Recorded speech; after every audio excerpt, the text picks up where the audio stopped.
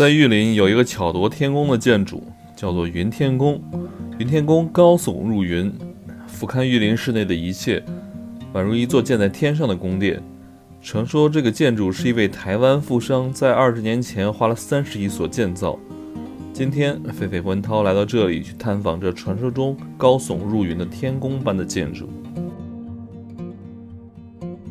大家好，我是狒狒，我和文涛今天还在广西省的玉林市。说起玉林呢，大家可能想不起来什么很有名的旅游景点哈，可能最有名的就是玉林的狗肉和狗肉节了。那我们到了当地之后呢，其实很多当地人都推荐我们来到这个地方，这块呢叫云天宫文化城，背后的这个非常宏大的建筑叫云天宫。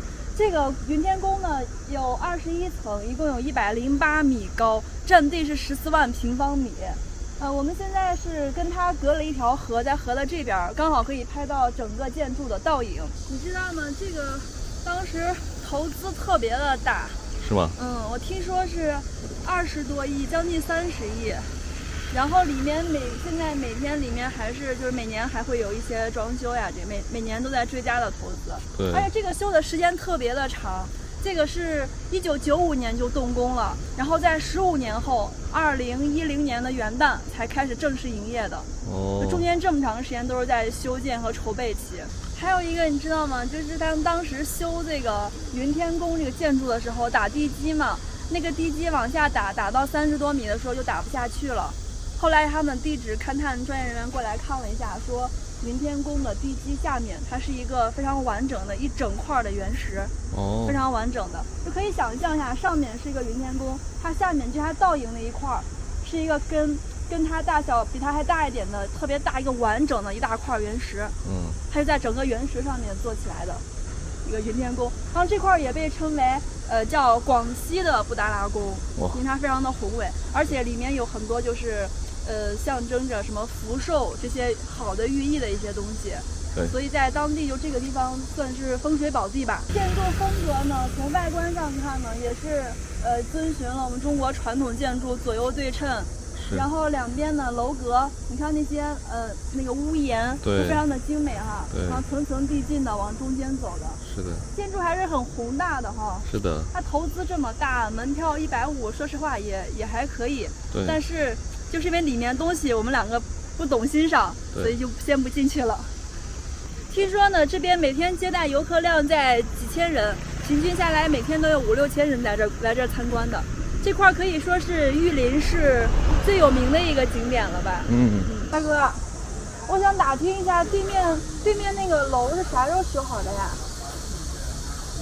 那个楼能去吗，大哥？我们是外地游客，但是要门票。要门票还？要门票呢？多少钱？100哇，这么贵！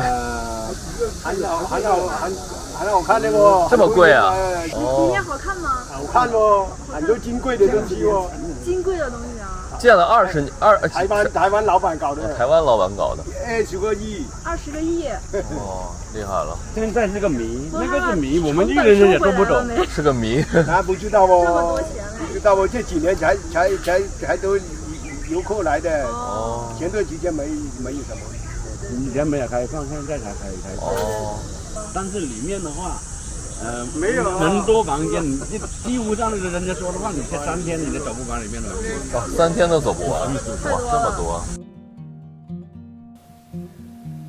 据传，云天宫从落户到建造到后面的一系列事件，都充满了神秘而无法言说的色彩。因其浓厚的神秘色彩及雄伟壮观的仿古宫殿建筑，而被当地人俗称为云天宫。传说此云天宫是一位神秘的台湾富商所造。据说此台商请了一架飞机，在天空盘旋时看中了这块宝地。云天宫里最值得一提的就是一座号称东南亚第1大铜佛的佛像。在云天宫的6楼，这是一座高33米、重600吨、由1000多片铜片组成的鎏金铸铜、皆大欢喜的弥勒大佛，这是当今世上最大的室内佛像。可惜目前佛像的位置由于已经被玻璃封住，不能从外部看到。在广西桂林有一个小众的景区，名叫独秀峰靖江王城景区。这座景区虽然不太出名，却有着非凡的历史。这里不仅诞生了清朝唯一一个汉人公主，也就是《还珠格格》的原型，而且名扬天下的桂林山水甲天下这句诗的摩崖石刻就出自独秀峰。桂林山水甲天下这句话正是从这里传到了全中国，甚至传遍了全世界。而且在这里还可以体验在古代考试的感觉，甚至我们还去探秘了晋江王城的龙脉，了解到了这龙脉的意义。今天狒狒带你走进独秀峰，了解这有着800年历史的王城。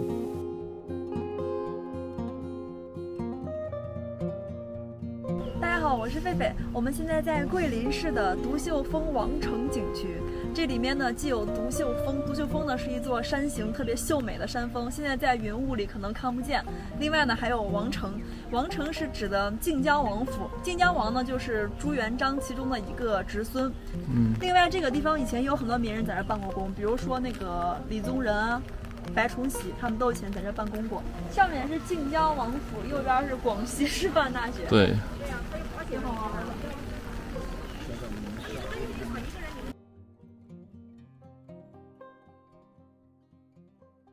这个景区还有义务的讲解，你看我们都把设备带好了，一会儿我们一起就跟着这个小帅哥，我们一块儿去里面玩一下。哎，我刚听说就是那个桂林山水甲天下这7个字的真迹就刻在那个独秀峰上，挺酷的吧？真的有。看着不？看这边的建筑还有民国风哦，是吧？对，你看导游穿的也是民国的服装哎。民国的。长袍大褂嘛。这边以前是白崇禧和那李宗仁的是故居还是什么官？他们以前在这办公过的，就是官邸。对，他们以前在桂林的工作的时候就在这个地方办公。涣散吗？流而下，独秀峰成为统一版图中巍然屹立的蓝天一柱。三郡实力，桂林从此得名太平盛世。清代新建公园也成就585名进士，4位状元交党提名。桂林山水，独秀王城，让我们一起穿越时空，走进晋江王府，去触摸那段不寻常的历史，感悟山水甲天下的神奇桂林。顺治9年，李定国奇袭广西，攻破桂林，孔有德自杀，其家庭120余口悉数被杀，只有孔思珍逃往北京，被孝庄太后收为养女，封为和硕格格。传孔思珍死后葬在今北京公主坟，该地乃因此而得名。我们的导游说，这个王府在1940几年被日军轰炸，已经炸掉了，这是重建的。47年建的，哦，解放前44年左右被炸的吧？现在去独秀峰山脚下了。我今天的天气不怎么乐观啊，不好爬那个，要一个手撑伞，还要爬那个。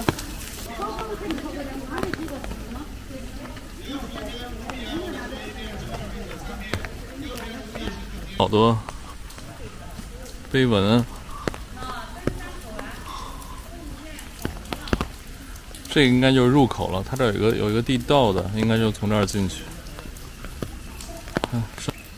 我的导游说，在这个独秀峰里面啊，是有一条龙脉的。是的，我在找那个桂林山水甲天下呢。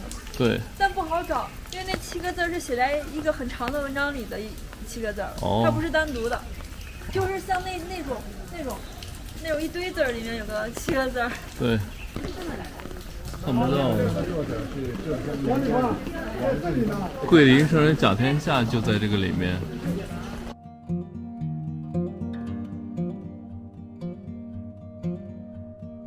这个里面应该就是龙脉了，我们准备去龙脉里面一探究竟。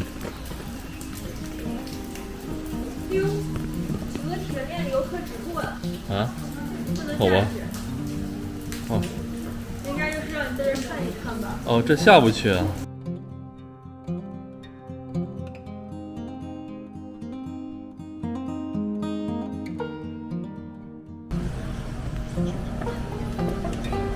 这就是王府的龙脉所在地。曾经王城龙脉的洞穴中藏有很多的宝藏，但是目前有名的就是这里的太岁石刻，很多人都会在这里找到自己的太岁拜一拜。洞中最出名的石刻就是一个福字，是乾隆皇帝亲自所题的，很多人都在这边踏一个福字带回家。在洞穴最深处，我们终于见到了王府的龙脉，就是洞中的一个地下河。清江王府的龙脉在里面，一条地下河，看不到哎。这个是科举考试的贡院，广西贡院，全国5大还是6大之一。哇，这么厉害啊！这就是天字号，还有地字号。这个是监视署，就在这边考试。这块曾经因为科举制度屡出状元而名扬天下的风水宝地，现已按照旧制恢复部分考试现场，供游人参与。你不仅可以想象当年科举考试的盛况，而且还可以感受学子们10年寒窗的艰辛和金榜题名时的喜悦。我刚去看榜单了，你落榜了。你上榜了？我状元及第了。你3年以后再来考。3年。